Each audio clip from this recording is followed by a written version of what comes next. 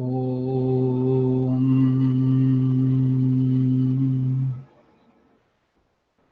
स्थापकाय च धर्मस्य सर्वधर्मस्वरूपिणे अवतारवरिष्ठाय रामकृष्णाय ते नमः. Namaskar to all of you. Welcome to the study of Great Master Sri Ramakrishna. Just we are in the mood of the great celebration of Swami Vivekananda's Janmatithi. So we will continue with the same mood, studying the aspect of spiritual teacher, Guru Bhava of Sri Ramakrishna. We are now entering in that very Guru Bhava a new chapter, and that is the relation of the master as a spiritual teacher with his own teachers. What was his relation with his own gurus who helped him to go forward in spiritual life? So we will study that chapter. As usual, Shardanandaji Maharaj is giving us quoting one of the verses from Bhagavad Gita, and that is 15th chapter, 15th verse of the 15th chapter. And what is the quotation? What is Bhagavan Krishna telling here? Lord Krishna is telling, I reside in the heart of all. From me comes memory and knowledge, and also their loss. It is I alone who am demonstrated by all the Vedas. I am the founder of the institutions for the handing down of the meaning of the Vedanta, and I am the knower of the Vedas. So this is the 15th verse of the 15th chapter. I will quote that Bhagavad Gita statement. Lord Krishna is telling, I reside in the hearts of all. So in the complete works of Swami Vivekananda tells, wherever Krishna is telling, I am this, I am that, Sri Krishna is identifying himself with the highest Parabrahma Swarupa and telling I. It is just like whenever Ramakrishna used to go to Samadhi and speak something, he used to identify himself with the universal I. That is the Parabrahma Swarupa. In the similar fashion, wherever in Bhagavad Gita, Lord Krishna is telling, I am that, I am this, I am the one, the supreme. So that is, he is identifying himself with the highest Parabrahma and telling those things. So now, if you can understand this Bhagavad Gita shloka, it will be better. Lord Krishna is telling, I reside in the hearts of all. From me comes memory, from me comes knowledge and also their loss. It is I alone who am demonstrated by all the Vedas. I am the founder of the institutions for the handing down of the meanings of the Vedanta, and I am the knower of the Vedas.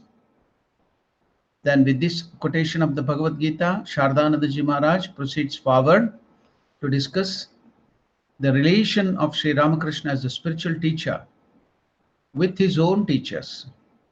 We have already said that in those who are born to be world teachers, indications of their capacity in this respect are seen from their very childhood. So, their capacity for leadership and to be the teachers, they are born to be world teachers. Indications of their capacity in their respects are seen from their very childhood.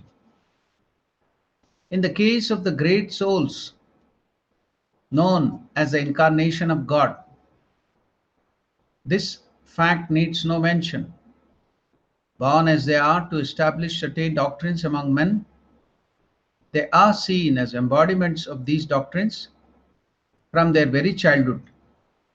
No doubt, the slow growth of their body and mind, as also the influence of time and favorable circumstances, may seem to help the development of their thought and their special capacity.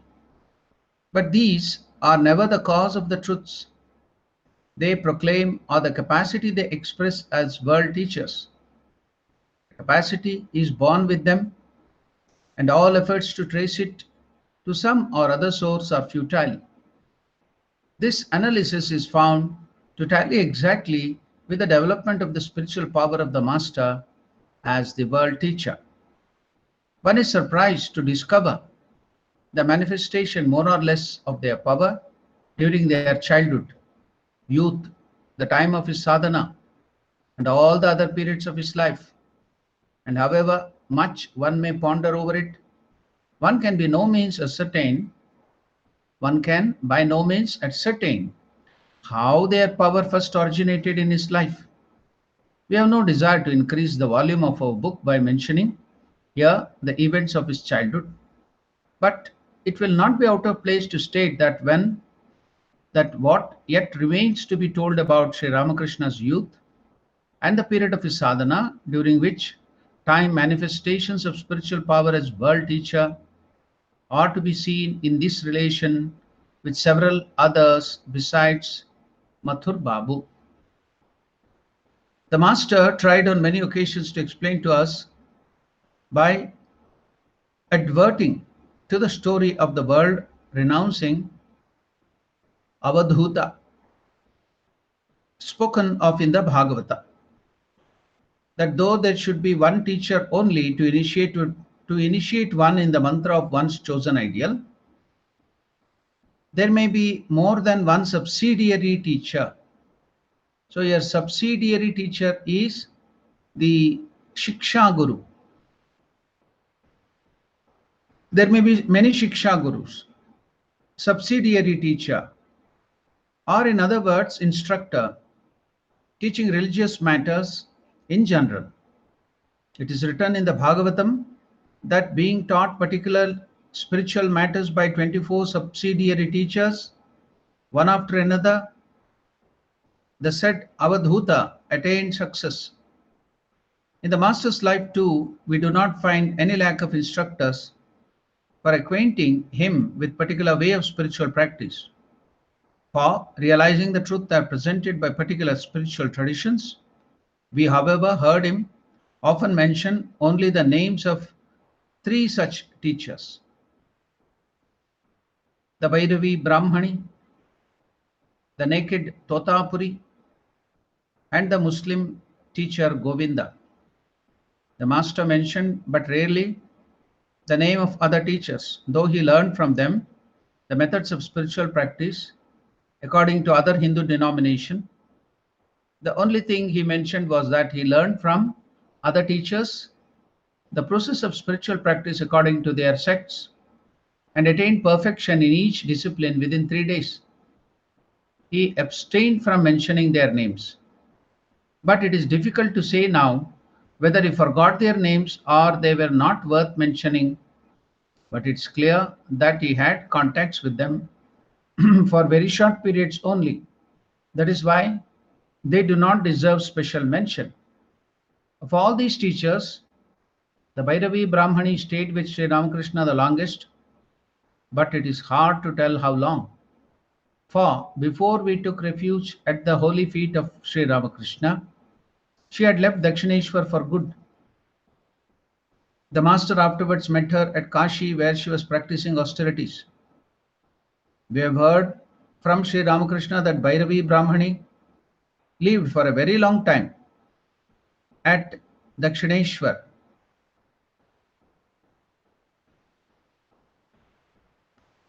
And other places like Deva Mandala Ghat on the bank of Ganga in their neighborhood. Bhairavi Brahmani made Sri Ramakrishna practice one after another the disciplines recorded in the 64 principal tantras. She was well versed in the Vaishnava scriptures also, and she helped the master in certain matters at the time when he practiced Sakhi Bhava, that is, behaving like a servant or a friend of Divine Mother, that is, Sakha means friend, Sakhi means the female aspect of the friend. So, Sakhi Bhava and other devotional moods. Honored by all, she lived at Dakshineshwar for a period of about 12 years, extending even beyond Sri Ramakrishna's sadhana period when her help was needed. She went with Sri Ramakrishna and Hridaya for some time during that period, even to Kamarpukur, and she lived there among the Ramakrishna's relatives too. From that time on, Holy Mother Sharda Devi respected Bhairavi Brahmani, her like her own mother-in-law, and she used to call her as Sharda Devi used to call her as Mother Ma. The Bhairavi Brahmani followed the sadhana according to the Vaishnavas and experienced a little of the bliss arising from the loving attitude towards God, such as Sakhya and Vatsalya Bhava.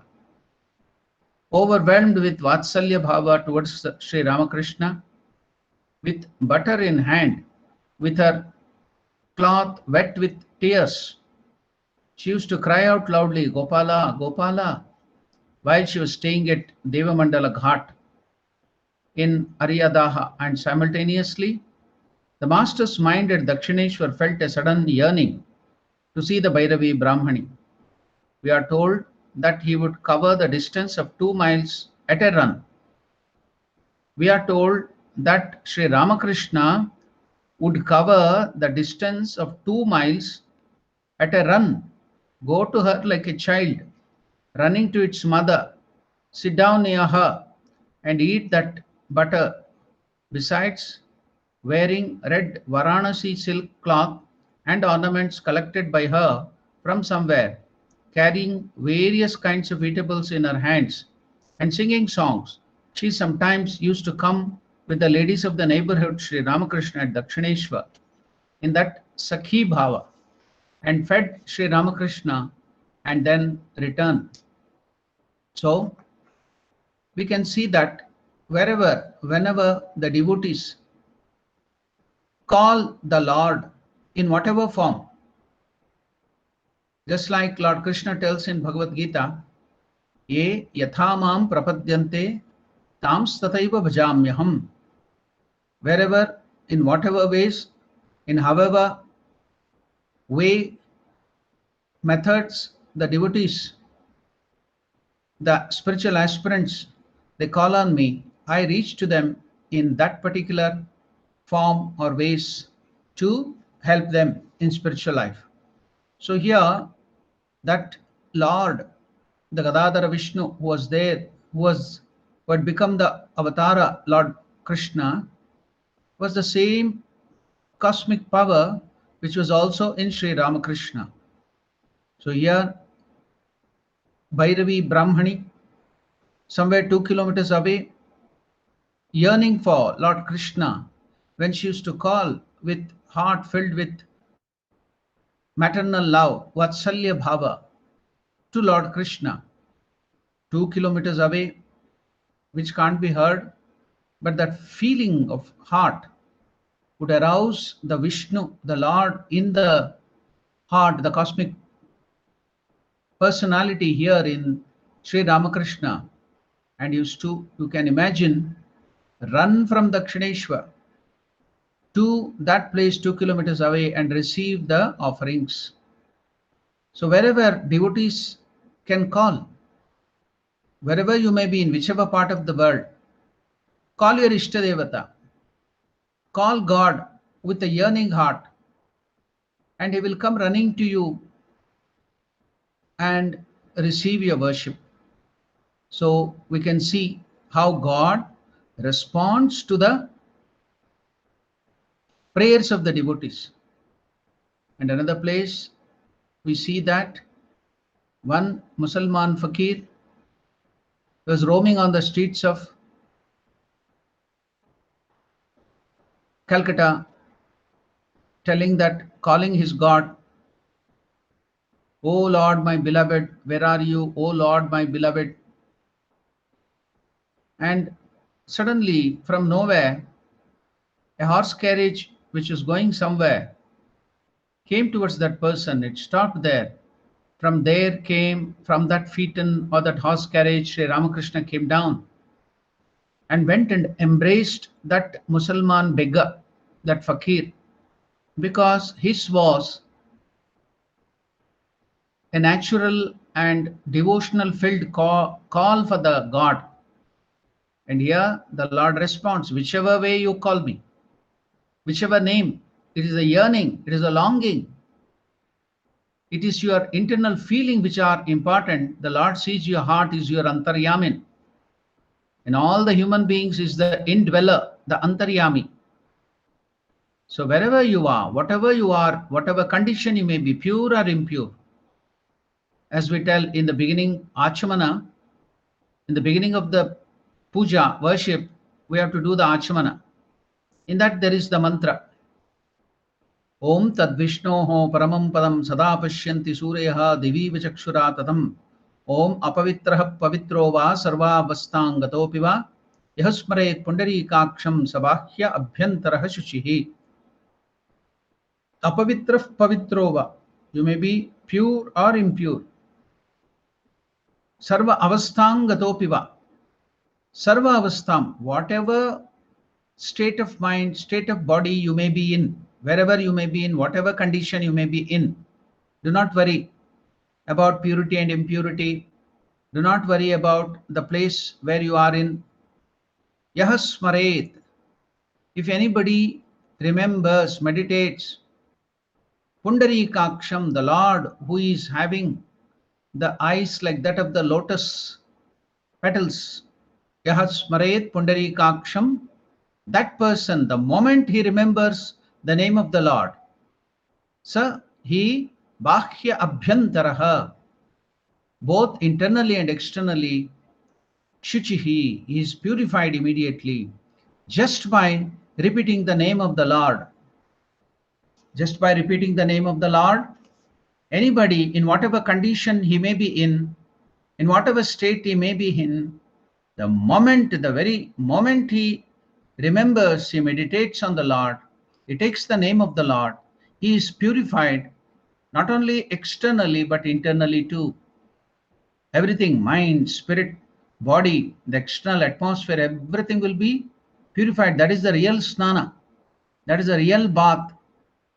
The bath which we take with water and other cosmetics may cleanse your body of the sweat and dirt. That's all. But the name of the Lord, the feeling, the memory, the meditation on the Lord, not only cleanses you internally, it will cleanse you externally, the body, the mind, the emotions, the samskaras, everything. It will cleanse, and it will even cleanse the external atmosphere. That is the greatness of the name of the Lord. So some people during Achamana, they may tell the name of Shiva. Some tell Keshvaya Namaha, Madhavaya Swaha. So like the different names of Krishna. Some people tell the name of the Vedas, Rigvedaya Namaha, Yajurvedaya Namaha, Atharvana Vedaya Namaha, like that. Different Vedas name will be taken. So whatever it might be, it's the same thing. It's the name of the Lord. So that will purify you. It may be Durga, it may be Vishnu. So here in Ramakrishna Puja Paddhati, we take the name of Vishnu 3 times. We sip the water, Om Vishnu, Om Vishnu, Om Vishnu. So we should not take the meaning of Vishnu in a, what you call, limited way. The real meaning of Vishnu means Sarvavyapi, who is all pervading. So it comes from the root word in Sanskrit, Vishulra. Vishulra means Sarvavyapi, that is, he is all pervading, who is present everywhere. So God who is present everywhere, that is called as Vishnu. So when you take that name of the Lord, Om Vishnu, Om Vishnu, Om Vishnu, you are purified internally and externally. So if you just take the name of the Lord, if you get purified internally and externally, and the Lord manifests in your heart to make you pure, then what about call him in a longing way, with a heart crying, sobbing, and bleeding for the darshan of the Lord? Then the Lord cannot withstand your call. He will come running to you. He will rush to you. So that is what Sri Ramakrishna has shown by these incidents. Where was Bhairavi Brahmani? Somewhere 2 kilometers away. At that time, there was no mobile, there was no GPS, no communication. And just her calling, taking the food offerings to Lord Krishna, her Ishtadevata, Gopala, Gopala, with the yearning heart. Here, Ramakrishna cannot sit quiet. He had to get up and run there. 2 kilometers he would be running, rushing. And there, another Musalman Fakir, a beggar, dirty. He was just, "Oh Lord, my beloved Lord, where are you?" He is crying with a yearning heart. And Sri Ramakrishna, from Dakshineshwar, had to take up the horse carriage and run to the spot somewhere in Calcutta, so many kilometers away. And he used to respond, and he embraced him in the center of the road, wherever he was. So that is the approach of the Lord. Wherever you are, in whatever way you are, if you call him earnestly, that is very, very important. The longing, internal longing, whoever may think whatever they may feel about you, do not worry. That internal longing for the Lord is very important. Longingly, with that heart, yearning for Lord, with that vyakulata. If you call God, he cannot keep quiet. He has to rush to you. He will come. He will respond to you. That is what, by these incidents towards Bhairavi Brahmani, Sri Ramakrishna is showing us that the Lord cannot keep quiet the moment you call him earnestly. So, as Meera Bhai used to tell, God is soul hungry. God is soul hungry.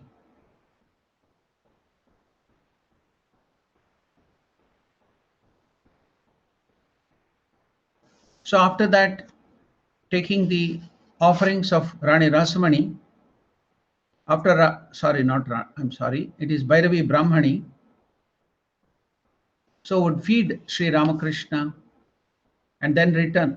The master said that she, with her disheveled hair like Kali and her agitated mood due to spiritual emotions, was taken to be none other than Yashoda herself, the queen of Nanda, grieving on account of her separation from Gopala. In that Vatsalya Bhava, she would be grieving like Yashoda when her child Krishna would have gone somewhere. How would Yashoda run with the butter and other offerings of food to feed Krishna? She would be running, searching out the whole place of Vrindavan, going to the forest, going to the bank of the river Yamuna, searching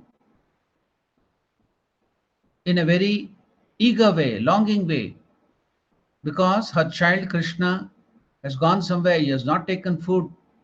What is his condition? How is he feeling? How much tired he may be? So with that feeling of maternal now, Yashoda would be running in Vrindavan with that same attitude here. Bhairavi Brahmani, Sri Ramakrishna himself would say she, with a disheveled hair, she had no time to comb her hair because her only mind was in Krishna, Lord Krishna, her baby. What has happened to my baby? Will the mothers be aware of their beauty? Will the mothers will caring for their hairstyle or something? When the child is lost, they want to feed the child. So in agitated mood due to spiritual emotions, was taken to be none other than Mother Yashoda herself, the queen of Nanda, grieving on account of her separation from Gopala. That is the Vatsalya Bhava, the maternal affection towards the Lord, thinking the Lord to be their child. and we taking the aspect of the mother towards the child. The Brahmani possessed unusual beauty and accomplishments. We have heard from Sri Ramakrishna that Mathur Babu had some doubts about her character and became suspicious when he saw her grace and beauty and heard of her unrestricted traveling everywhere alone without any companion. One day, it is said, he went to the length of speaking out in derision. Where is your Bhairava? Oh Bhairavi, where is your Bhairava? So Bhairava is a masculine gender, while Bhairavi is a feminine. The insinuation was that she might have a paramar. So when Mathurnath spoke about in derision, where is your Bhairava? Oh Bhairavi. The Brahmani was then coming out of the temple of Kali after paying her obeisance to the deity. Although suddenly questioned thus, she did not feel at all embarrassed or angry, but very calmly looked at Mathur and pointed her finger at the great god Shiva lying as a dead body under the feet of Divine Mother Kali's image, and showed him to Mathur Babu that he is the Bhairava, the Lord Shiva is my Bhairava. The suspicious and worldly Mathur was also not a man to let the matter drop easily. He said, but that Bhairava does not move. Why? Have I become a Bhairavi? Retorted the Brahmani in a calm and serious voice, if I cannot make the immovable move? Ashamed and perplexed, Mathur stood speechless at the serious mood and answer of the Brahmani. Later on, his mind became free from the vicious suspicion as he began to be acquainted day after day with her noble and innumerable good qualities. We have known from Sri Ramakrishna that Brahmani was born somewhere in East Bengal, now Bangladesh, which has been forcibly converted into an Islamic state. So that was a Hindu kingdom earlier. So she was born in East Bengal, now presently called as Bangladesh, and everyone who saw her was impressed with the idea that she must undoubtedly have been a lady of a very respectable family. She was indeed such, but we never heard from Sri Ramakrishna whose house she had illumined as a daughter and in what village she was born, nor do we know where she ever shed luster on anyone's house as a wife, or the reason why she felt detachment from the world and traveled from place to place as a sannyasini in her middle age. And none of us knows in the least where she acquired so much learning, nor where or when she made so much progress in spiritual life. It needs to mention that the Brahmani was far advanced in sadhana. She had learnt all the scriptures very well. She had progressed forward in spiritual life, genuine knowledge of the scriptures, and she had done a lot of spiritual practices and progressed a lot in sadhana, It needs no mention that the Bhairavi Brahmani was far advanced in sadhana. This is very evident from the fact that she was selected by the Lord Providence, the Divine Mother Kali herself, to be the spiritual teacher of Ramakrishna. If she was selected by the Providence, the Lord himself, to be the spiritual guide, to be the Guru of the Avatar Purusha Sri Ramakrishna himself, then you can imagine how much progress she had done in spiritual life. We heard from Master himself that even before she came to him, she could know by the power of yoga. So she had a lot of yogic power. So she could know by the power of yoga that in her lifetime, she would have to help 3 men in their spiritual life, sadhana. These being the Master himself and 2 more. Who are the 2 others? And that as soon as she saw them in different places at different times, she did recognize them and help them in spiritual practices. This is convincing proof that she was an aspirant of very high order, a yogi, Yogishwari. So she had the premonition. she could know that she had to help 3 people. So Providence had told, God had told her.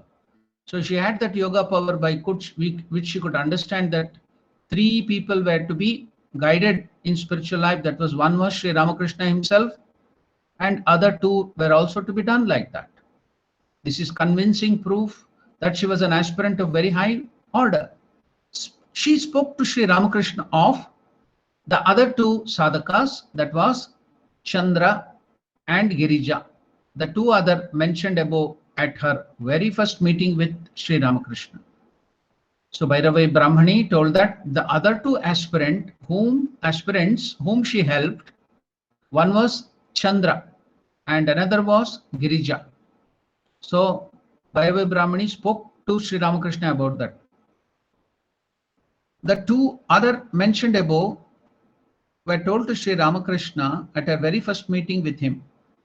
My child, Bhairavi Brahmani told Sri Ramakrishna, she said, I have already met both of these 2 people, Chandra and Girija, and I have helped them in spiritual life, to go forward in spiritual life. My child, she said, I have already met these both of them, and today I meet you, whom I have been seeking all the time. And today I meet you, whom I have been seeking all the time. Now you should note that the wrong criticism of Hinduism done by the British and the Western world to denigrate Hinduism, that women are not given high status in life or spiritual life, is extremely wrong. So you can see the greatest avatar Purusha is being guided. He accepts a mother, the woman, as his first guide, spiritual guide. And she was just going about in different places and guiding many other spiritual aspirants too. So she was in that high state of guru, like the Rishikas of the Vedas, Gargi, Maitreyi, so many others were there. Satyavan, Savitri, then the other Rishika who identified herself with the highest Godhead, and who has written that Devi Suktam, we chant that.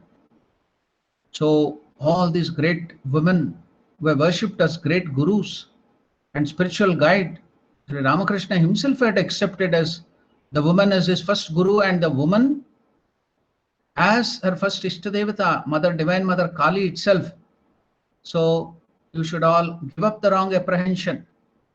The Christian missionaries and the Western world to denigrate Hinduism and to convert the people to their followers into Christianity, to proselytize. They do a lot of research. So they divided Hindus in different ways, like on the basis of languages. Even now, we foolishly are getting divided on the basis of Tamil, and we are Gujaratis, we are Hindustanis, we are Hindi speaking, we are South Indians, we are North Indians, we are that Indian. So this was all ploy of the British people, and we are glibly and foolishly following the same thing, even though we are one in essence. We are all Indians, Bharatavasis. So we are all spiritual in essence, but so easily we can be divided. So weak is our mind. So we should give up all those things if we have to move forward in the real spiritual life. So that are very bad things. We easily fall to prey to such things. So there was no such thing as looking down upon women or anything in our Hindu life. It only started when there was the invasion of the foreigners, especially the Islamic invasion, who didn't have high place for the women in their society. They used to look after the women as slaves, and then the protective measures of protecting the women were there. Until then, you can see the great Rajput ladies, they used to fight. They used to be in the leading. They were all highly educated. So when the Muslim invaders who came from Arabia, they used to attack and take away the women as slaves instead of getting into their hand, losing their character. It would be better for giving up their life. And they used to, in the forts, when the Muslim armies were invading and killing the menfolk, they used to make the fire, and jump into it and give up their life. They didn't want to lose their character and become slaves, the sex slaves of the Islamic people, invaders. So then you can see the society started closing up because of all these things. Otherwise, it was not so earlier. So that has been taken up before the British came, before the Islamic invaders. So there was freedom. There was all the high place for the women. So even after that, you can see Bhairavi Brahmani going to different places and guiding herself as her disciples. And she is guided to show that itself may be the providence, the Lord. Here the Avatar Purusha of the Yuga Avatar, Sri Ramakrishna, taking himself. He could have taken some other deity like Shiva as his Ishtadevata. He could have just gone to the Parabrahma Swarupa, Nirakara Nirguna. He could have taken Rama, he could have taken Vishnu, he could have taken some other deity. But why did he take up Divine Mother as the Ishtadevata? And also he took up Divine Mother, sent Bhairavi Brahmani as the Guru, the female Guru, to show that it's not all those things. In Hinduism, we have high place for women. So now, Bhairavi Brahmani is telling Sri Ramakrishna, my child, she said, I have already met both of them, Chandra and Girija. And today, the first time when she met, she's telling, today I meet you, whom I have been seeking all the time. I shall afterwards introduce them, those two, Chandra and Girija, to you. And as a matter of fact, the Brahmani brought them afterwards to Dakshineshwar and introduced them to Sri Ramakrishna. We were told by Sri Ramakrishna himself that these two aspirants, Chandra and Girija, they were both spiritual aspirants of very high order. They had progressed very much in spiritual life. They were aspirants of the high order. But though they were far advanced on the path of sadhana, their desire for realizing God remained unfulfilled. They could not reach the top of the spiritual fulfillment. So we think that just if you have one darshan of God and possess some powers, you are very highly spiritual. No, that is only a beginning. As Swami Vivekananda and Brahmananda used to tell, the first spiritual life starts with the samadhi. With the first samadhi, the union with God, the first spiritual life starts, that's all. Just you can imagine where we are. So the real culmination, spiritual realization means you have to realize who you are as the Atma, the Atma Gnana. It is not yet complete after even getting Atma Gnana. So then you have to realize your identity with the Parabrahma Swarupa, Paramatma, Parabrahma.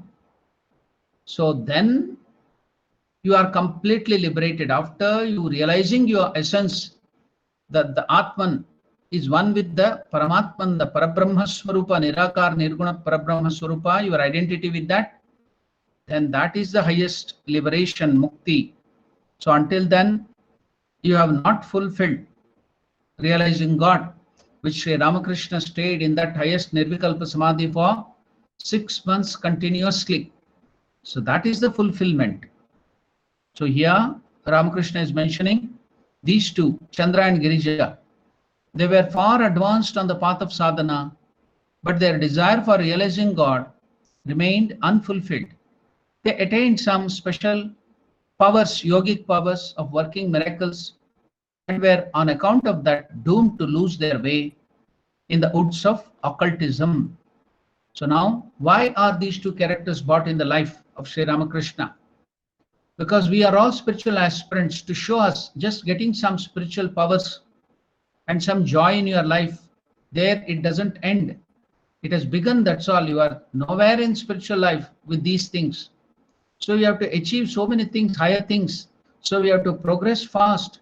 We have to do the sadhanas quickly and go forward in spiritual life, not to be wasting our life in petty and paltry things of this world. There is so much to achieve. So you have to intensely practice, do all your work, stay in your house, look after your wife, husband, children, father, mother with great care as the Lord himself. But you have to go forward quickly in spiritual life. There is a lot to be achieved. Where is the time to relax? Where is the time to rest? Where is the time to think of politics and worldly things? Where is the time? So this precious human life is not to be wasted.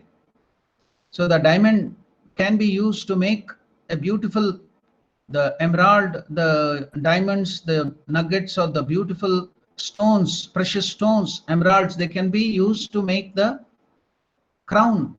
They can be studded in the throne. But you can also use that to rub your feet as a stone. We do that rubbing because the feet cracks. We go and rub it in the pond or this thing. There will be stones. You go and rub the feet to that to soften or to remove the cracks. So it can be used for these ordinary things. But what is the use? So you can use the sandalwood, which is very precious, for burning the brick kiln or the tiles, and use it for wasting. In the cold season, you may put fire and you may get the warmth, but the sandalwood also can be used to make the sandal paste and offer it to God. So how are you using your life? How are you using your this human life, the human birth, the human body which you have got after so much of austerities and punya? Jantunam narajanma durlabam ataf pumsvam tato viprata durlabam trayme vaitat daivanugraha hetukam manushyatvam mumukshatvam mahapurusha samshrayaha. It's very, very, very difficult to get this human life. It is not so easy. After so much of hard austerities, so much of punya, you will get the human life. And how are we using that? After getting the human life, it is very, very difficult to get the mumukshatva, the will to liberate, the will to get liberation or realize God is much, much more difficult. After getting human life, you have got that too. And after that, Mahapurusha Samshreha, to get the company of good people, to get the company of the Guru, great realized soul, is much, much more difficult. And even after that, if you waste this opportunity, then Shankaracharya tells that you are Mudadihi, the best or the worst amongst the foolish people, the topmost high-ranking foolish people. Mudha dhihi, Shankaracharya tells. So let us not waste our life in petty political discussions. What that politician told, what has happened to this, what has happened, where is the time for that? Rush towards the spiritual life. Take as much as a name of the Lord, serve him, dedicate your life. So that is very, very important. So now these two characters, the spiritual characters, are brought here because they diverted their mind for the occult powers. Even though they had progressed very much in life, they diverted their mind for the name and fame. And what has happened? So everything was lost. That's why these two characters have been brought here to help us to understand. There is some disturbance. Somebody has put on the mic and is disturbing the class. Please, will you put off the mic? I request. One of the devotees was put on the mic.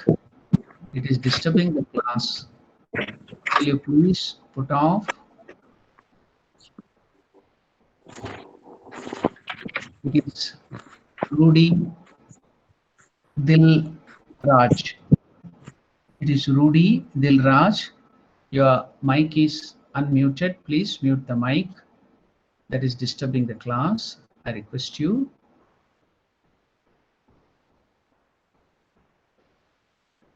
So now you can see that is why in the life of Sri Ramakrishna, these two great characters who are very highly advanced in spiritual life have been introduced to us only to show, if you give your mind other than God to the spiritual powers, to other things, the joys and other things, name and fame, you'll slip on the path.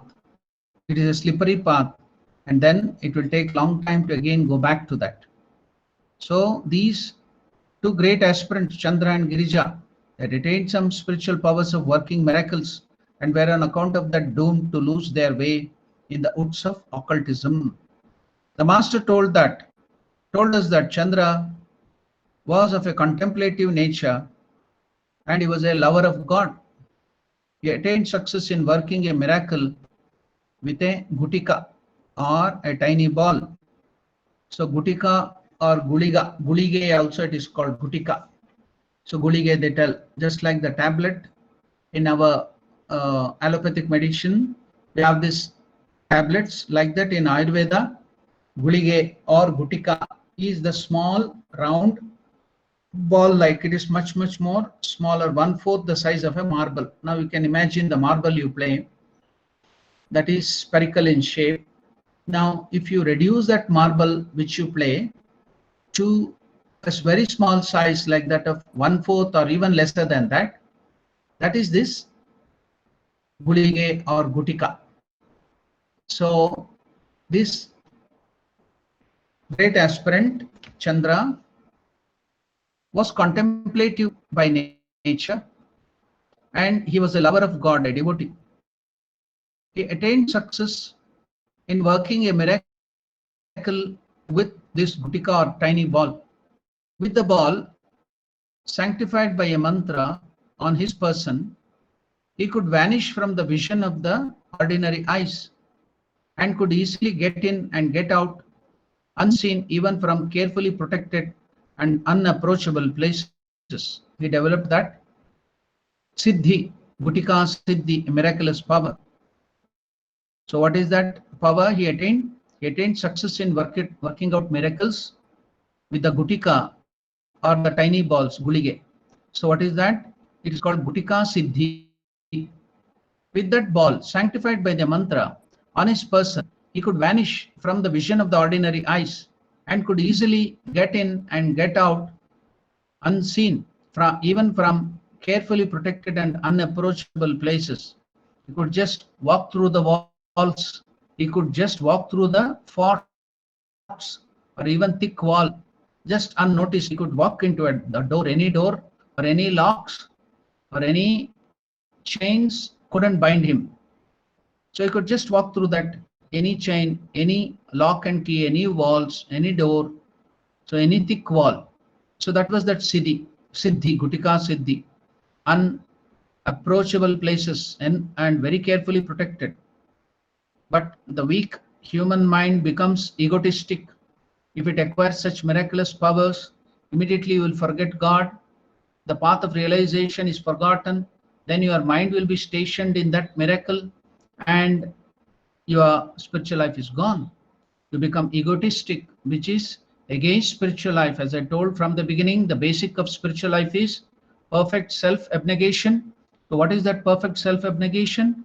Removal of our ego completely from that I-ness and establishing God instead. So opposite of that is becoming egoistic. The more you become egoistic, you behave egoistically, hurting others and aspiring for the sensual joys and name and fame, you are becoming more egoistic and you are going away from spiritual life. The more you are egoistic, the more you are going away from God. The more humble you are, Vinayata, the more nearer to God you are. So it is the humility should not be what you call some sort of concocted or acted upon, but it should be real. It should be genuine humility. It should not be a artificial one.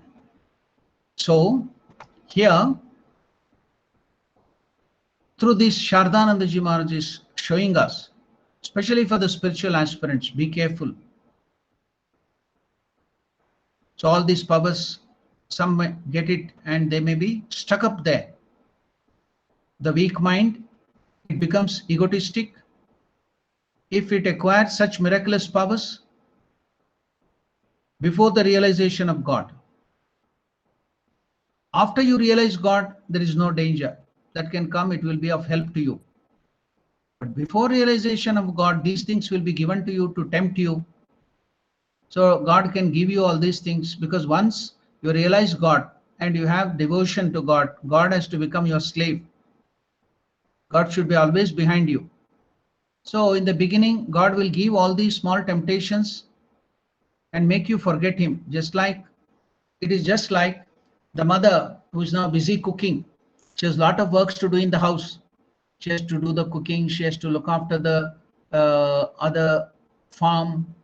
She has to look after the cows and other animals. She has to look after the husband, the ailing father-in-law and mother-in-law.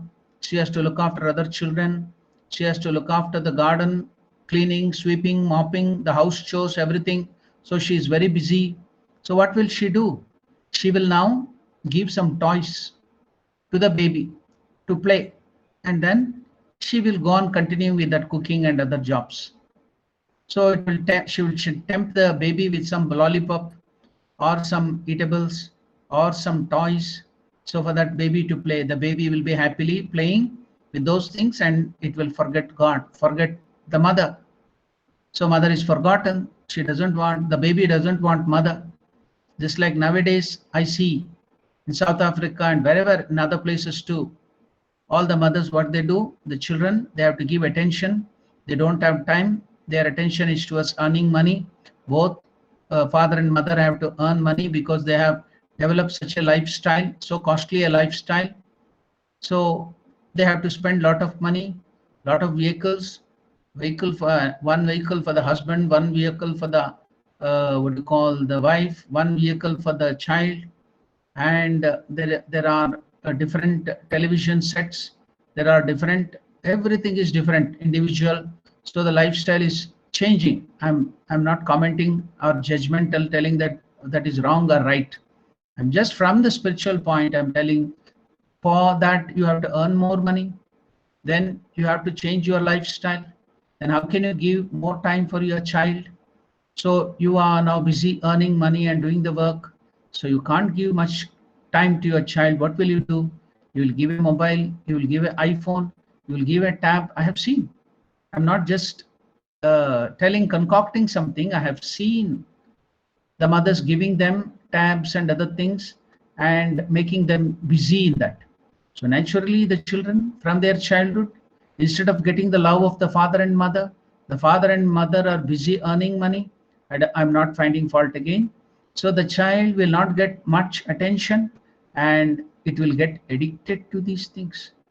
Already you can see the children having such thick spectacles on their eyes. Why? Because of looking at those powerful lights emanating, radioactive waves emanating from that mobiles and tabs and laptops. They are addicted to that, constantly watching it. They lose their eyesight. They have eye problems from the childhood. So they become addicted to them. As they grow up, they cannot show their love because you have neglected the child. It's but natural the child will also neglect you when they grow up. They have seen the father and mother giving more importance to money and other material things. It's but natural the child also will learn the same thing. How can you expect that that child, when it grows up, will give more importance to the father and mother? So it too, the same neglected child will do the same thing. It will also neglect the father and mother when they are old. So it will forcibly, you have to go to the Vanaprastha ashrama when you become old. The forest retirement, Vanaprastha ashrama, thinking of God giving the what do you call, the responsibility to the children. But you don't do that, you will be interfering into the life of, you don't have spiritual high pursuit, you'll be interfering into the life of the children. So they will forcibly either keep out in another house or they will send you to old age home. Why? Because you are not given proper care to the children. How do you expect that they will give you back? So you have addicted them to the gadgets like laptop and iPhones and the other things. So they will forget. They will also go on for earning money, giving more value to money and materials than relationship, than father and mother. So who are to be blamed? Can we blame the child? Yes, maybe to some extent the child may be the reason, but major portion lies with our attitude to life, with our attitude to spiritual life, with our attitude towards the relationship. So you can see that the mothers, just to keep away the children to do their own works, they have so much of work, office work, that work, this work. So they will tempt these children with the laptops and iPhones and iPads, and they will get addicted to that, and they will forget the mother. In the same way, the Divine Mother too, when you are progressing forward in spiritual life, she has a lot of work to do. Not only this solar system, she has to look. The Divine Mother is called in Indian spiritual, the context, she is called Akhila Anda Koti Brahmanda Janani. Akhila Anda Koti. Koti means it is maybe something like 10 millions or 100 millions. Akhilanda Koti Brahmanda Janani. So every second she is giving birth to so many millions and millions of Milky Ways and galaxies and universes. Brahmanda, she is giving birth. That is the Divine Mother. So she has to look after so many universes, galaxies, Milky Ways. She has to look after so many stars. She has to look after so many solar systems, so many living beings. So she has a lot of work. So you think of God, you cry to God, you go to realize God, then she will give you some tempting things like these things. What is that? Some siddhis, some miraculous power. Then you will forget the Divine Mother, God, and then you will be happily playing with that, completely forgetting God. Then again, after much playing, you get bored with those playing objects. Then you will remember the Divine Mother again. Then you will start crying. Again, the Divine Mother will come, give you some more higher miraculous power. Then again, you will forget God. And again, you will be become egoistic. And in the material things, you will forget God. So the things goes on. So as you go forward in spiritual life, these miraculous powers will be kept as temptation, so that the Divine Mother can be, or the God can be doing his work. So when you really aspire, when you really want God, you don't want all these things. You throw away all those things and just cry for God and God alone. Just cry for the Divine Mother. The Ramakrishna used to give this wonderful example. The mother who has a lot of cooking and looking after the garden and the animals and the other things, she gives these toys to the children, and she will go to the work. The child will be playing with the toy. It will get very much agitated with the toys, bored with the toys, then cry again. Then mother will come, give some lollipops, give some sweets and other things to eat. The baby will forget the mother, again busy with that play. Then again mother will go to work.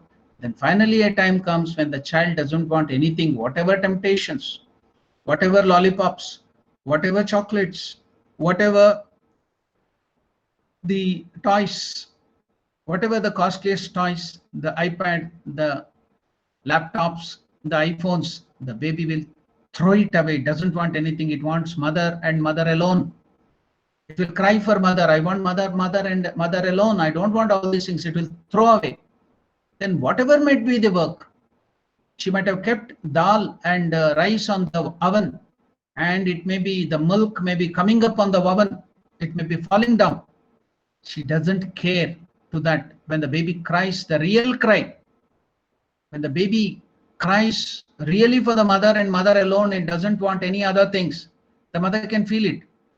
Then even though the busiest of the work, the most important work may be there, the milk may be boiling and coming out and it may be wasted, the rice may come out and fall on the oven outside, the sambar may come out, the dal may come out, nothing will now disturb the mother. The mother will leave all those things and come running to the baby when the baby cries the real cry for mother and mother alone, and she will lift up the child and console it. She will not care for any other thing.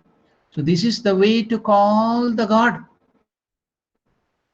If you are, then all the temptations of these miraculous powers will not work. I don't want any miraculous power.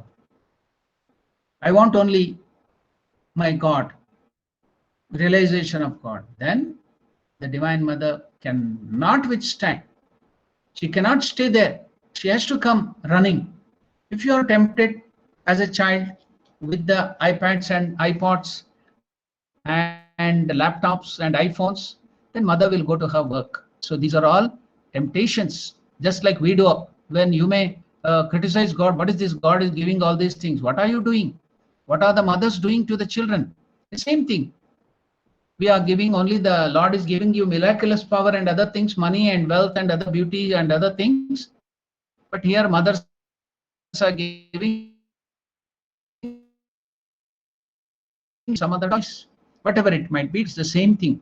The external things are changing, but the internal things are the same. Just like in English, there is a saying, it is the old wine in the new bottle. That's all. The bottle exterior is this different, but the internal things are the same. So now they attain some special powers of working miracles, and were on account of that doomed to lose their way in the woods of occultism. Now you can see what is all this occultism. So astral travels, talking to the spirits and going here and there, these are all occultisms. These are all powers which will tempt you. People will go for that and forget God. So Ramakrishna again and again, the disciples of Ramakrishna himself, everywhere, even in the Ramakrishna order, they criticize all these miraculous powers. They don't allow you. If you are in the Ramakrishna Sangha, they will simply crush all these ideas of egoism and the miraculous powers and name and fame. That's a great protection for all the sadhus. So the sadhus and other devotees who are living are in contact with Ramakrishna Ashrama. You can see that all that idea, temptations for the miraculous powers, for all these ideas of egotism, it will be crushed. So it's really a protection. It is really helping us. So all the criticism, all the other things, they are a help to us. So the master told us that Chandra was of a contemplative nature and a lover of God.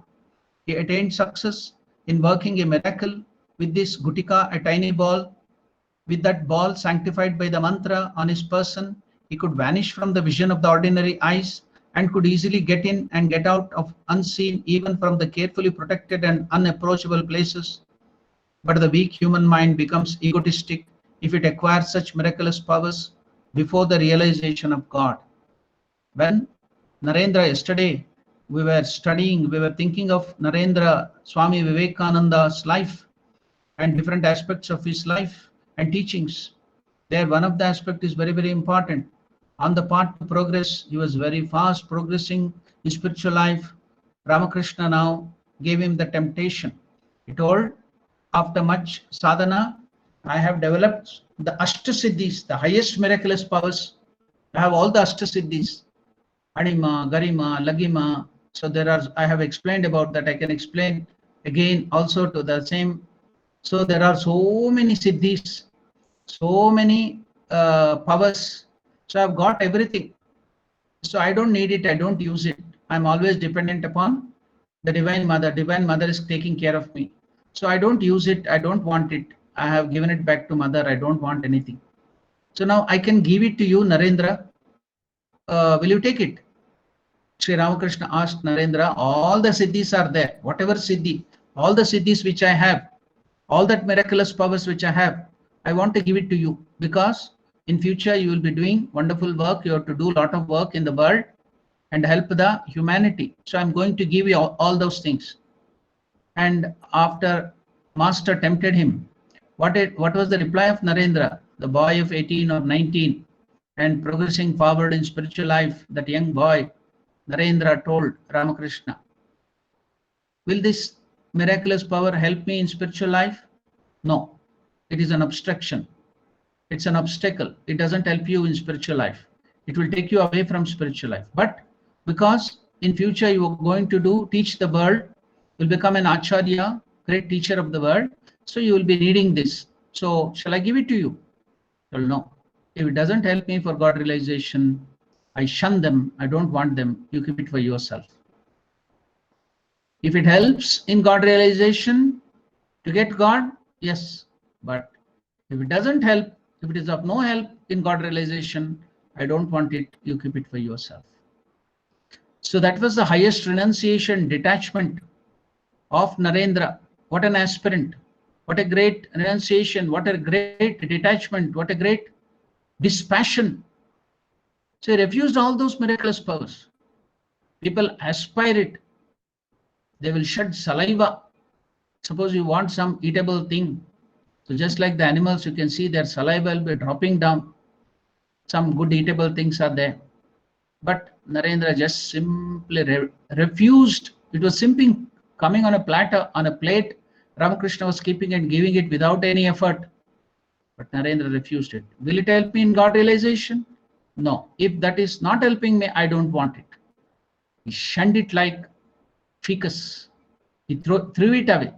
So Ramakrishna was very happy seeing his disciples' dispassion and renunciation. So that was Swami Vivekananda. That was the caliber of Swami Vivekananda. But here, Ramakrishna is telling about these two aspirants. Why is he bringing these characters now here for us? Because to show us how dangerous is all these miraculous things in the path of spiritual life. Your goal should be God and God alone, realization of God and God alone, and nothing else. So Ramakrishna is telling the weak human mind becomes egotistic if it acquires such miraculous powers before the realization of God. And it is needless to say that it is the increase of egoism that entangles man in the net of desires. So many a place Ramakrishna is told, what is Maya? What is avidya? Egoism, ahankara is Maya. Egoism is Maya. At one place, Sri Ramakrishna was showing it with example to a devotee in Dakshineshwar. The devotee was sitting very near Ramakrishna. So when he asked about Maya, Sri Ramakrishna took his towel, the turkey towel, big towel was there. He held it in front of that devotee like this. So when he held that towel in front of Sri Ramakrishna and that devotee, now Sri Ramakrishna asked that devotee, can you see me? No, sir. How near am I to you? Very, very near, sir. But can you see me now? No, sir. Why? Because the towel is obstructing. Yes, it is the same way. God is very, very near to you. Is the nearest, is the dearest than your father and mother, than your own body, than your own mind. Then what is that obstructing you from seeing Lord who is very, very near to you? What is that towel obstructing? It is your ego. Ego is that Maya, ego is that avidya, one which is covering, which is separating us from God. That is the main culprit for all the wrong things we do. Ego is the main thing, and we want to nurture it, we want to increase it. What a wonderful travesty, what a wonderful irony. So it's really funny. The Maya of Divine Mother is really wonderful. So now, and it is needless. So egoism is the increase of egoism that leads to the increase of sin. See, why do we commit sin? Why do we commit papas, the wrong things? It is because of egoism. So the increase of egoism that leads to the increase of sin, and it decreases, the egoism decreases, conduces to the attainment of virtue, good qualities, virtues. So it will lead to increase in vices. Virtues will decrease. The increase of egoism is accompanied with the decrease of virtue, and destruction of egoism. Again, destruction of egoism results in the realization of God. Please note this sentence. It's a wonderful statement. It has to go deeper into our heart. It has to penetrate our ego. So what is that wonderful statement? It is the increase of egoism. Who is telling this? Master Sri Ramakrishna, to whom? All the direct disciples. And now Sharadanandaji is mentioning that the Master explained this to us over and over again.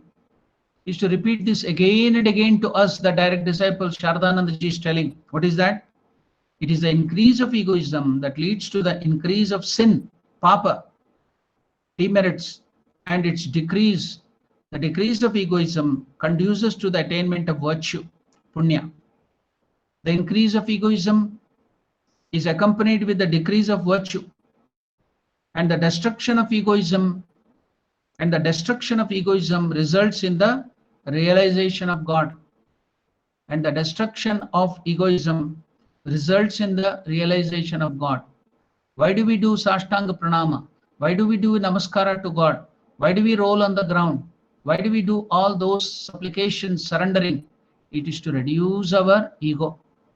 The person will be always raising his head and going with vanity. What will the other people think? He will not bow down to God. He will not bow down to elders. He will not bow down to the parents.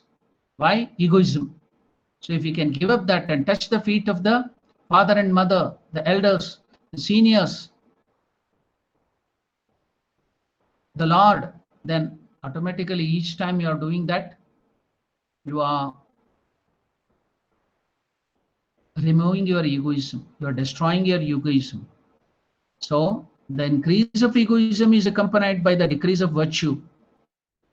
And destruction of egoism results in the realization of God. Again, I'll tell you the destruction of egoism. Ramakrishna is telling the destruction of egoism results in the realization of God. Selfishness is sin. Selfishness is sin. And selflessness, that is bereft of egoism or unselfishness, selflessness is virtue. When the I dies, all troubles are over. When the I, that is the ego, dies, all troubles are over. Sri Ramakrishna continued, it is egoism only that is called in the scriptures the knot, the granthi. Egoism is the thing which is called in the scriptures as granthi, knot. There are so many granthis: Rudra Granthi, Vibhedini, Brahma Granthi, Vishnu Granthi. So all these granthis, knots in our heart, in our mind, that is nothing but egoism. Sri Ramakrishna is telling, when I, the ego, dies, all troubles are over. Sri Ramakrishna continued, it is egoism only that is called in the scriptures as the knot, the granthi that attaches, the granthi, the knot that attaches the spirit, the Atman, to matter. It is egoism which is the knot, the binding knot which attaches the spirit, the Atman, to the matter. So egoism is this culprit. Spirit or consciousness means the self, which is of the nature of pure consciousness, which is knowledge, which is pure consciousness, wisdom. And that also is bound to the matter because of this egoism, which doesn't exist at all. It's pure knowledge. The Atman is pure knowledge. And matter means the body, the senses, and the like, the Panchabhuta. This egoism has tied these two together and created in the human mind the firm delusion. We are deluded. We are hypnotized to think wrong things as right and right things as wrong. Shankaracharya explains about Maya or Avidya. Aghatana aghatana patiyasi. It can make God as this world and this world look like the real. Everything reverse. So we'll be fooled. We are being fooled constantly by this egoism.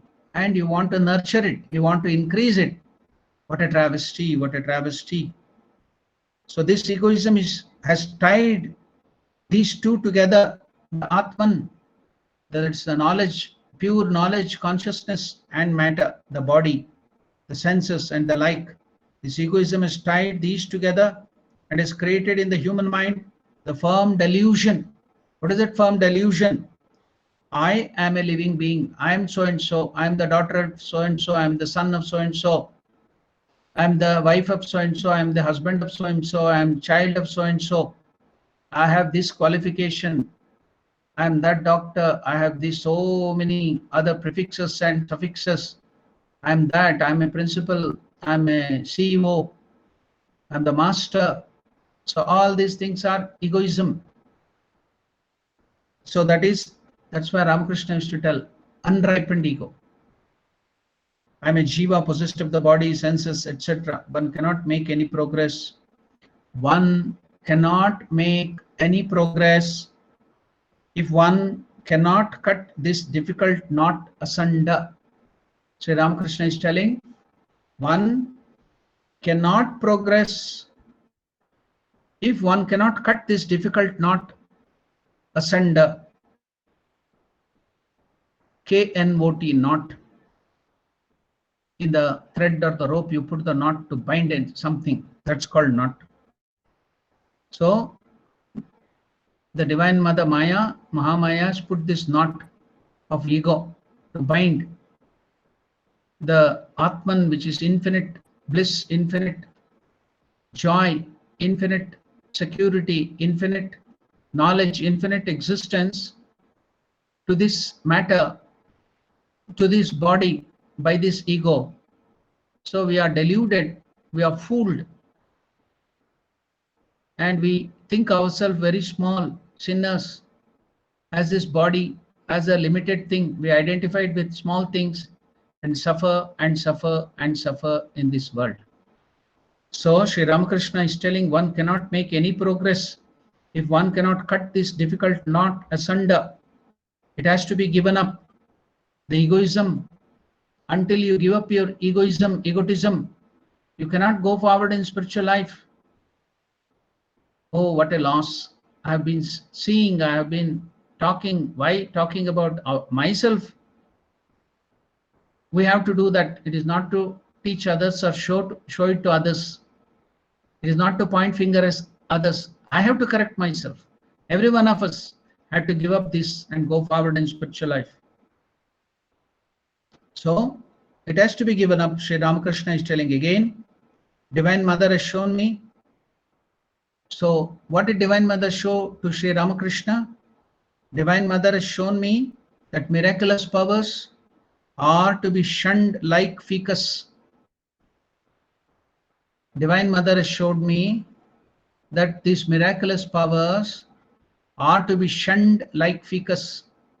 So you can just imagine if somebody is using their miraculous power to cure something, do something, magic and other things, showing it to somebody, getting name and fame and collecting money, then you can simply think here, Divine Mother has shown Sri Ramakrishna that it has to be shunned like ficus. So they are playing with ficus, that's all.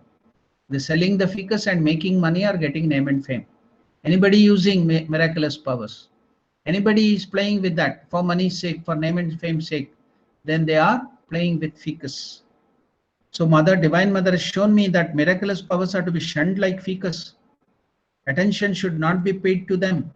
They sometimes come spontaneously to one who, when one applies oneself to spiritual practices, they come spontaneously.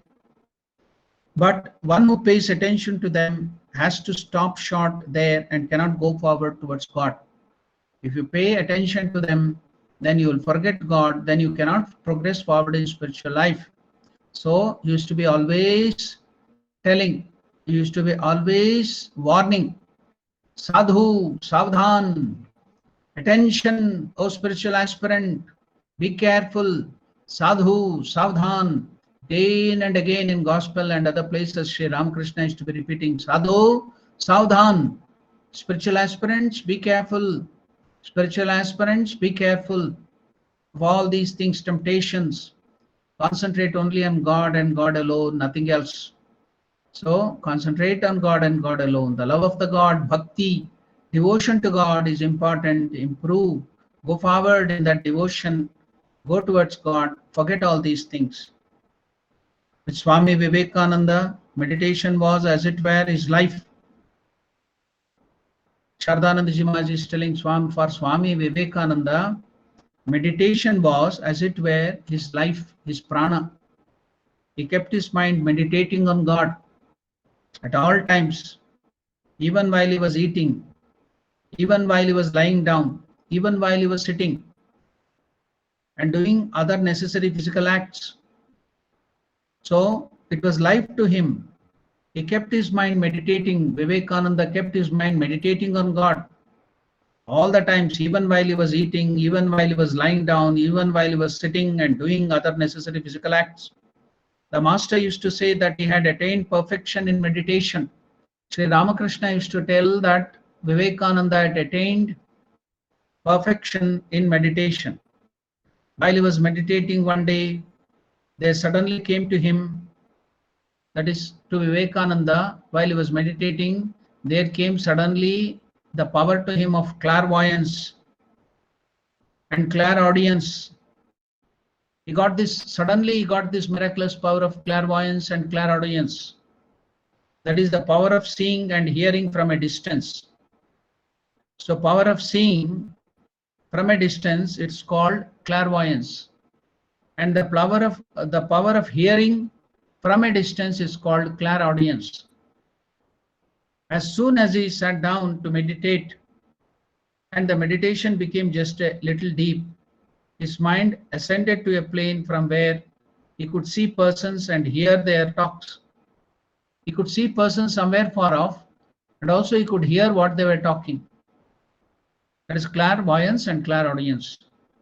No sooner had he such experience than there arose a desire in his mind to go and see whether the vision was true or not. He was curious. He wanted to check whether that was right or wrong, whether really the people were there, whether really the people were talking those things. So he wanted to check. It became curious. And he gave up his meditation immediately, went to those places and found that whatever he had seen during his meditation was entirely true. When he told Sri Ramakrishna about it few days after the occurrence, Sri Ramakrishna said to him, "My dear child, Narendra, all these are obstacles on the path of the realization of God. Did you notice? You became curious of it. You want to check it whether it is true or false. Everything, the mind will try to fool you as if it is logical. It wants to check, that's all. Only once, we'll go and check, we'll see. Then the curiosity increases. Again, let me do that. And let me play a little." So that is what in everything, in alcohol, in smoking, in drug addiction, or anything, the first place it will be curiosity. Then let me enjoy it a little more. Then you are tempted, then you cannot come out of it. That's how it will delude you. So be careful, Narendra. These are all deluding. Just you can see the example. He was so given to meditation and he started getting this clairvoyance and clairaudience. So when he wanted to test, he heard, he could see in that vision somewhere far off people were assembling there and talking something. So he wanted to test it. He gave up the meditation. He went there and found it. Yeah, now you will get happy. Oh, it was true. Let me try it again. More curiosity. Then you will forget God. Your meditation is gone. So that's why he was very intelligent. Narendra went to Ramakrishna and told that this happened to me. He opened up. That's why the help of Guru is very, very much necessary. When you go to the Guru, Guru will know what is wrong and what is right, and he will correct you. So as soon as he went to Ramakrishna, when he told Ramakrishna about its occurrence, a few days after that occurrence, Sri Ramakrishna said, "My dear child, Narendra, all these are obstacles on the path to realization of God. Don't meditate for a few days now. Stop meditating for a few days. Do other things. Maybe you may do japa, you may do some other things like puja or whatever. Stop meditating, because that power should go away. You should not have that power. Then it will disturb you. It will take away from God. So stop meditation. They are very, very dangerous." So now let us meditate on this aspect. Let us see why these two characters, Chandra and Girija, were brought here in the life of Sri Ramakrishna. What is the play of the Divine Mother? Only to warn, when you are progressing on spiritual life, these things will occur, these things will come. Ignore them as ficus. So when Ramakrishna wanted to know about the miraculous power, once Divine Mother gave him a vision. And what is that vision? What is miraculous power? He showed a prostitute, a lady, sitting naked, and her whole body was covered with the ficus, excreta. So Divine Mother showed that vision and told, "This is miraculous power. These are the miraculous power." He showed that prostitute sitting there naked, covered with this whole body with the ficus or excreta. So Mother showed that vision, and after that vision, Sri Ramakrishna, if even the mention of the name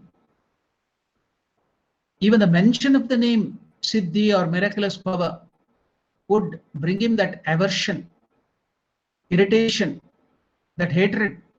Don't even mention that name, because mother had showed that vision, the dirty, which could bring vomiting to him. So if anybody mentioned even the name miraculous power, Ramakrishna would get upset. So why is Sri Ramakrishna showing all these things? It will take away from God. No time for all these things. No time for temptation.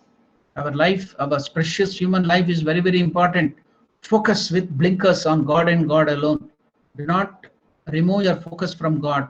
Concentrate on God and realizing God in this very life, and let us be blessed. So now it's time for question and answers. We will continue the same discussion on Sunday and Monday. So until then, we'll be meditating on this aspect and enjoying the life of Sri Ramakrishna and going forward in spiritual life. So if you have any questions, if you have any doubts, you can ask now. Maharaj, I have a question. Yes, Mother. Maharaj, you mentioned that Ramakrishna had hatred for Siddhis. Not hatred, Mother, because the Divine Mother had showed that vision in the vision. That's why he developed it, because whatever Divine Mother showed to him, he would have faith 100%. Suppose tomorrow, as a small child, when you are a very, very small child, then your mother will show your father or your sister and tell he's a devil or she's a devil. You'll really believe it 100%. You will act in the same way, but because you have faith in your mother.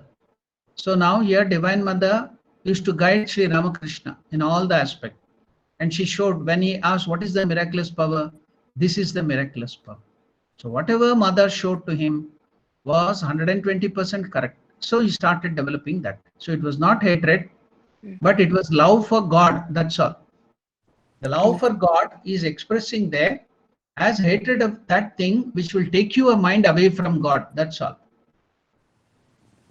Okay, so then my question is null and void, because I was going to ask, how does this tie in with Viveka Chudamani, where Raga Dvesha Viyukta istu? Raga Dvesha Viyukta is in Bhagavad Gita.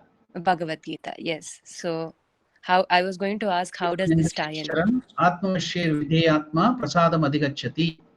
So Raga Dvesha Viyukta istu, without the attachment for the Raga and Dvesha, if your mind is Vishayan Indriyeshcharan, even if it is moving amongst the Vishaya, the objects of enjoyment and attraction, but you will not be tempted, you will not go to that, your mind will be in prasada, in the joy of God. That is the meaning of that shloka. Atmavashir Videyatma Prasadam Adhigacchati. If you have full control of your senses and mind, Indriya Nigraha and Indriya Mano Nigraha, and concentrate on God, then even if you are in the midst of the things which are tempting, then you will not be disturbed, but you will be in joy. That is the meaning of that verse. But Maharaj, he had dvesha for that prostitute covered with ficus. No, it was not dvesha, Mother. It was love. What is hatred? Hatred is another form of love. When you intensely love somebody, when that vastu is not going to be yours, then you will develop hatred. It is just like the story of the fox or the jackal which wanted to eat the very ripened grapes. It was very sweet. It knew that it was very sweet and very nice grapes. It jumped and jumped to try to get that grapes. It couldn't get it after much trial. Then it started hating it. It cursed the grapes. It is told it is very sour and it is not good grape, and went away. When you love something and when you cannot get it, then it turns it to be hatred. That's all. Hatred is another form of love.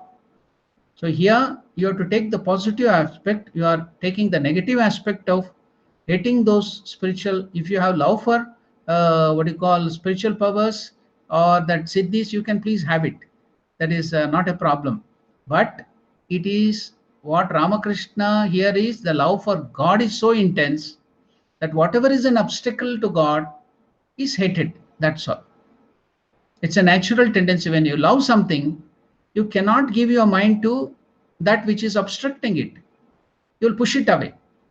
When the mother starts, when the child starts wanting for only mother and mother alone, the temptations of the toys and the iPads, it will throw away, it may break it also.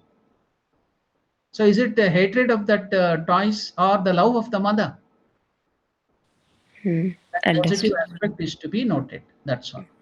Okay, Maharaj. One more question. Sorry, I'll give others a chance. I'll keep quiet after this.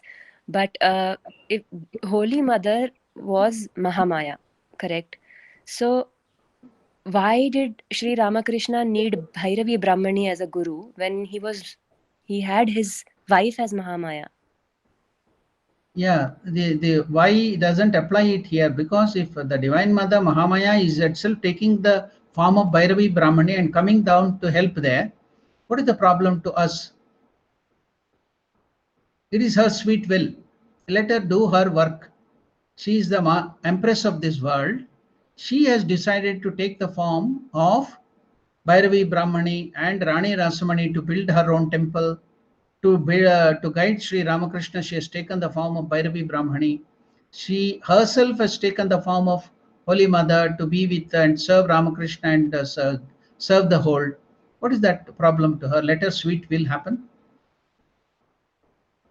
Okay, Maharaj. I'm done for today. I mean, done for now in this session. Yes. Okay. Any other questions? Any other doubts? Okay. We shall conclude with the prayer. Om